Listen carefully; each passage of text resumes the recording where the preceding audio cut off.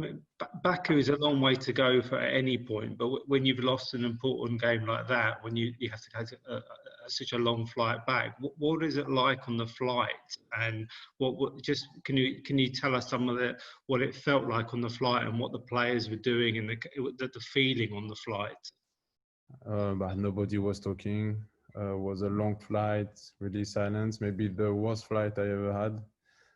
But yeah, after when you lose the final, it's really hard to try to talk with someone or to laugh. And obviously, everybody was disappointed. Do you feel that the players who are at the club then still got that, can use that as a motivation on Saturday, that kind of upset and the anger? But hopefully for everyone, yes, they will.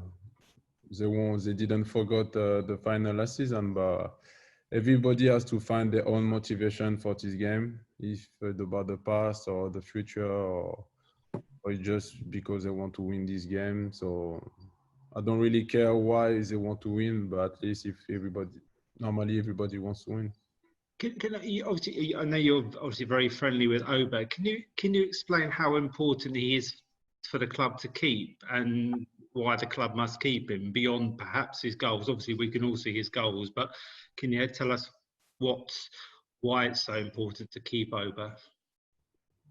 I think it's obvious. He scored 44 games in the league the last 2 seasons. He's, I think, the best record in the club for the quicker goals in the less games. I think is this. He's as well our captain. Everybody like him. He had the love from the fans. So I think it's obvious Arsenal should keep him. But after, this is a conversation between him and the club, and we are not involved about this. Do you, as a group of players, would you speak to him about it and say we would like you to stay, or is it everyone do their own thing?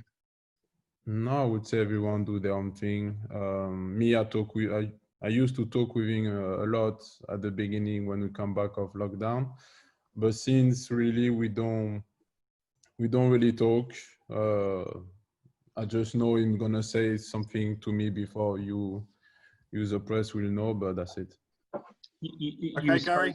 Oh, can I ask you one question about? Sorry, Dan. Can I ask about the game in January, obviously you played where they went down to 10 men, and that seemed to everyone outside to be quite sort of pivotal for Mikel, because it was a first point. Earlier in the season, perhaps you would have crumbled, but it's the first time you sort of thought actually the team had some backbone. Can you maybe tell us what it was like after that and what it felt like to go off the pitch and to see perhaps the faces on Chelsea's players, their faces, and to see when they'd lost such an important game for them, they drew an important game for them? I didn't really see their face because I was more focused about the draw we had at the last minute and the way the game was. So I was more happy with my teammates than watch them. But was there anything you can remember from the dressing room, the Arsenal dressing room? Yeah, we were happy. Of course, we were happy. I think we created a bit of strength that day because we were 10 against 11 in Stamford Bridge. It's always hard to play there, and we stay together. So I think that day we create something. Thank you, Laka. Okay, now Be In Sport and Carrie Brown. I'll unmute myself, shall I? Hello, Laka, how are you? Hi. Good to see you again. I want to look at that remarkable semi-final performance, and particularly that 18-pass goal we all witnessed. Just before that, Mikel Arteta had asked Ainsley just to move a little bit into the field because he was sort of hugging the touchline, because then it allowed Tierney to start really go forward. He just seems to have both a knowledge of how to play this game, but an instinct of correcting things to the minutiae of detail. Is he the real deal? Yeah, we worked a lot on Manchester City the days before. obviously he knows City very well because he used to be the assistant of their manager. And that day we worked together, we suffered together. We were lucky as well because they have many chances. But at the end, we are happy because we won that game. You've talked about goals being important, but when you came to this club, you'd admired Arsenal from afar. Do you take as much enjoyment in team goals like that as you do scoring them? Yeah, I'm still happy because at the end we score a goal. It's really, really beautiful goal, and I was involved as well, so obviously I can be happy. Okay, and I want to talk to you for the opening goal, that lovely pass between you and Kieran Tierney. In your mind, he's only actually started 19 games in all competitions for Arsenal. How long does it feel for you that he's been playing for Arsenal Football Club? Yeah, it looks like he played more with us, but I know he was injured with his shoulder, so that's why he missed a lot of games in a season. And we talk a lot with Kieran because he's a good player. He really needs the confidence of everyone, so I try to make him as much comfortable in the team as possible. And that pass is really the kind of pass I like when he does, and I was happy to receive it.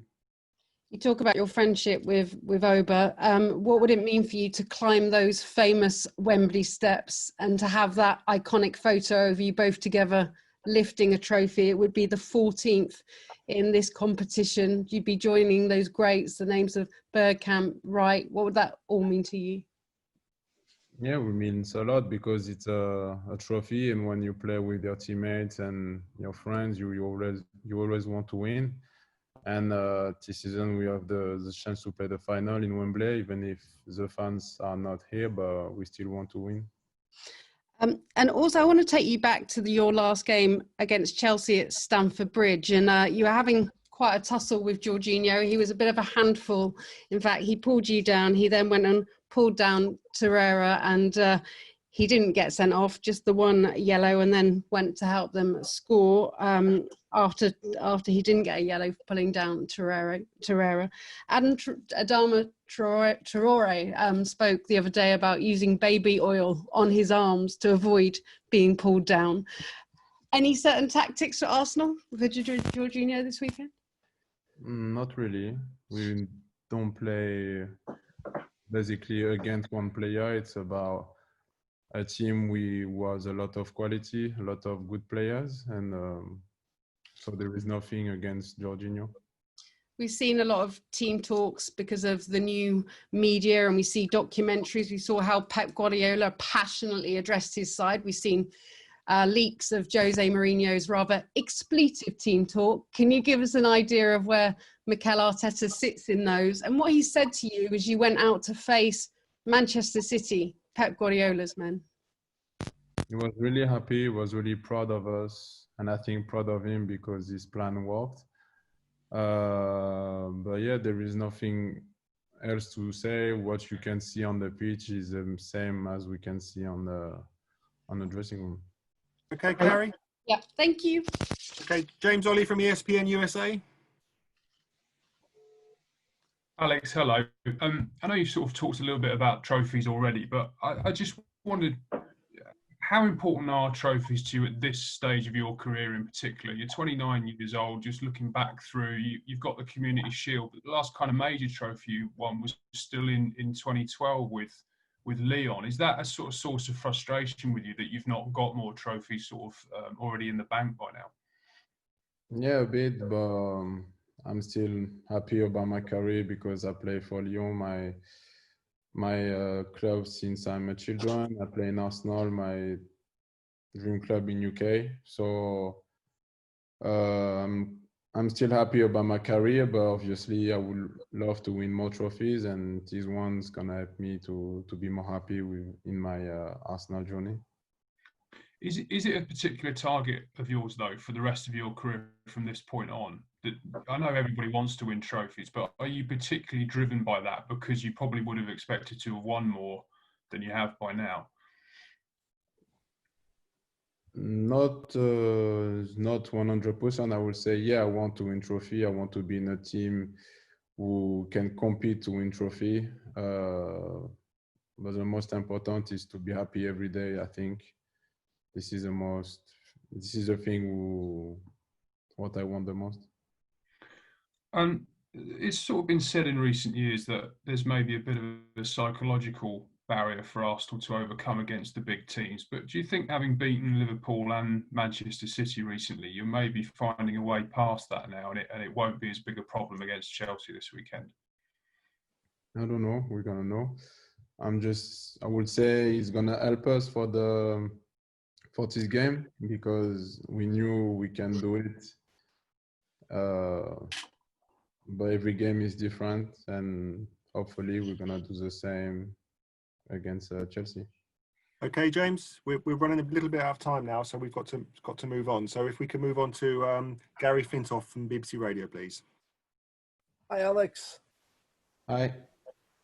Now, if my research is correct, your first ever appearance for Arsenal was against Chelsea at Wembley.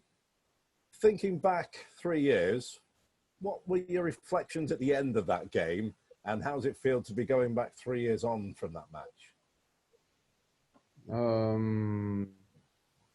Yeah, that game we won by penalty. I was happy because it was my first official game for Arsenal in Wembley. Stadium was full. I was discovering English football, so everything was amazing that day for me. And did you think that would be the first of many visits to Wembley Stadium over the coming years? No, I didn't know that I would go that many times in Wembley. I hoped, but I didn't know, obviously, and I'm happy to come every time to Wembley because it means we are far in competition. Is it right you have never scored a goal in the FA Cup? And if that is correct, how much would you like to score your first this weekend? I didn't know, but yeah. So that means it's really important for me to score this weekend. It would be a great time to get your first FA Cup goal, wouldn't it? Yeah, it will be the perfect time. And obviously, if I score and we win, this is the best thing. But the most important thing is going to be to win the trophy. Just finally from me, obviously no fans inside the stadium. I'm sure you've sort of got used to that over the last few weeks. But will it mean anything in terms of your feeling were you to win the trophy? Yeah, obviously, if the fans are not there, it's going to be a bit weird. But we know they are following us in all over the world, in all over London, North London, most of them. So we want to win for the club and for them as well. Thanks, Alex. Thanks, Gary. Now on to Alex Crook from TalkSport. Great stuff. Hi, Alex. Nice to meet you. Hi. You're going to be up against Olivier Giroud, obviously, in this final. Are you good friends? Have you spoken to him in the build-up to the game at all? No, we didn't spoke. Last time I spoke with him was in Stamford Bridge game away in the league, but we didn't spoke since. We're gonna see each other in the stadium. Because he has an amazing knack of always seeming to score at Wembley. Is that going to be part of the Arsenal game plan to try and stop him being the Wembley lucky omen again? Yeah, I hope all my defenders are ready to stop him because I know he loves to score in that competition and in that stadium. So obviously it's not going to be in a day to score. And you mentioned that maybe there's some points that you've let slip over the course of the season. You do seem from the outside to have a bit more steel since Mikel Arteta came in. What has he done to change the mindset of the team since he became manager? This is something he worked every day. When he's not having the good behavior, he's gonna try to put the good one in everybody. And I think this is how he's gonna help all the team to grow up.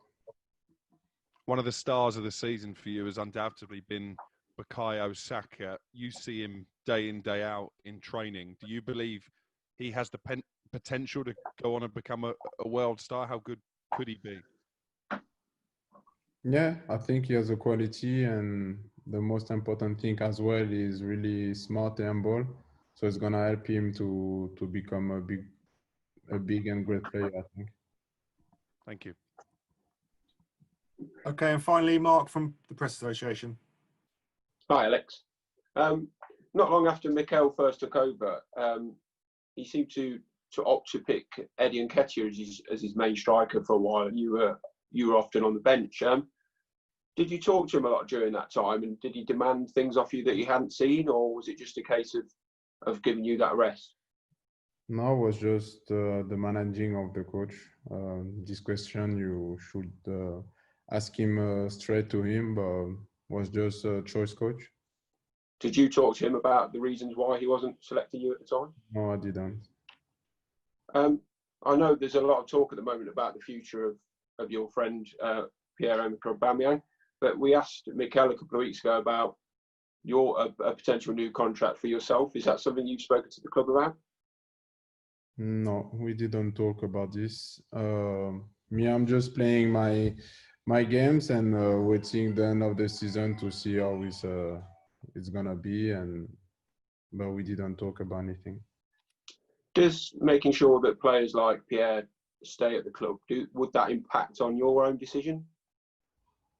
No, because we know Auba has a lot of discussion with the club, and I can't put my future on someone else.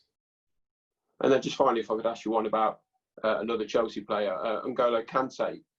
He was man of the match in the Europa League final last year, having only just been fit. Chances are he's going to be fit this weekend. How do you go about making sure a player like that doesn't dominate the contest? It's always hard to play against N'Golo because he's one of the best midfielders in the world.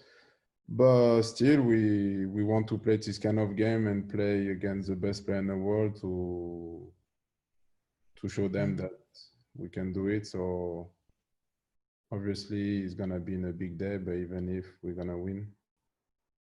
Thanks, Alex. Okay, thanks ever so much, Alex, for your time. Thanks, everyone. Thank you. Everyone. That's really good. Thank you. Alex, see you soon. Thank you. Really appreciate it. Good luck. Thank you. Thanks, Alex. See you soon.